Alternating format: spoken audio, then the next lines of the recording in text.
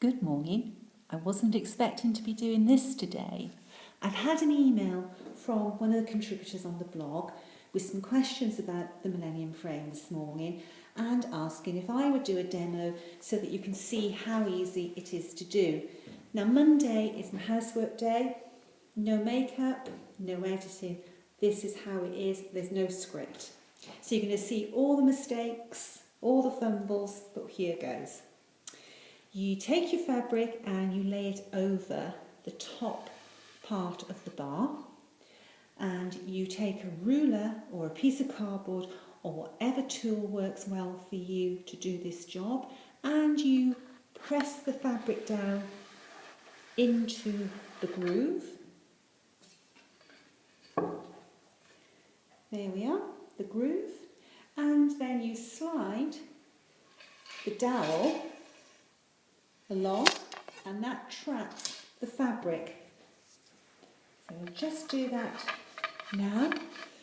Now it's quite important that you end up with your bars parallel and not going off slightly, so it's well worth checking that this fabric is the same width all the way along.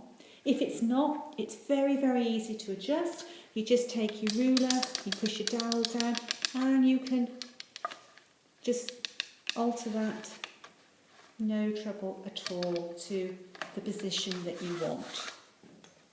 You then do exactly the same with the bottom bar, and what you want is, where your fabric is here, you want to use the same distance on the bottom one as well. And it's very easy. You eyeball it, you don't need to be, counting threads or worrying too much. So we slide the dowel through. I'm quite nervous doing this, so I'm a bit fingers and thumbs. You roll your fabric up.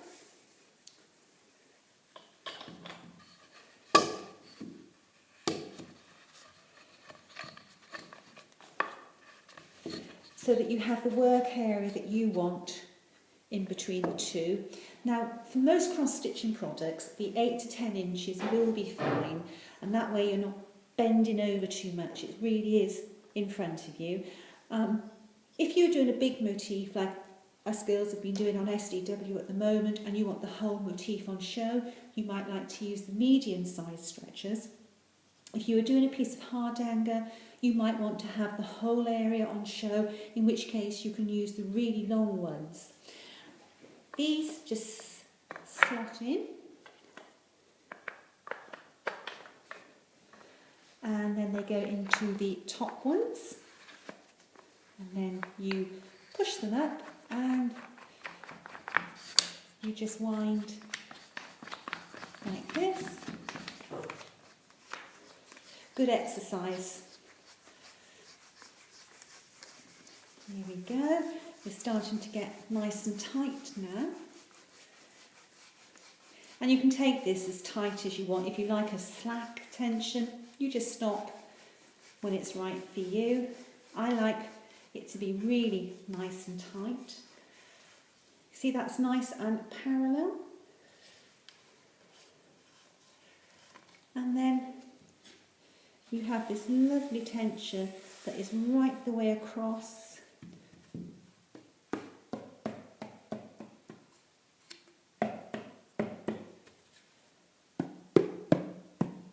Which is great. On the video that Needle Needs do, they show the fabric being worked this way, but I don't think that's right, because no matter how careful you are, if you're working on a big project that's going to take you a few months, you can get soiling on this area, or you could be damaging your stitching area when you're putting this down. So what I do, I work this way and it works perfectly well. The only area that could get a bit of soiling is the back of the fabric, and it's the back of the stitches that would be affected by rubbing. When I was doing alphabets, there were lots of charms and buttons and speciality stitches, and to protect all of those, I cut a piece of quilt wadding and doubled it over, and it was exactly the same width and length as my fabric, and I just rolled it up, and that layer of quilt wadding in between the fabric just protected all my speciality stitches. When I unrolled it, there was no distortion of the stitching surface whatsoever. If you want to move your fabric on, you just unwind, or unscrew, I should say, not unwind, the sidebars, loosen off a bit of fabric, and then tighten the fabric at the top and just set it up again. If you're going to a retreat, or you're going to go and have a stitching session with your friends, you can just roll it up like that, put it in a bag. I wrap a tea towel around mine and you're off. It's so easy to take the fabric on and off. You really only need one set of bars. If you like to have a couple, that's fine. I just store mine like this, prop them up against the side of a wall in the corner of by my sewing chair, and I'm away. Right, how many marks out of 10 do I get for doing this off the cuff? Bye.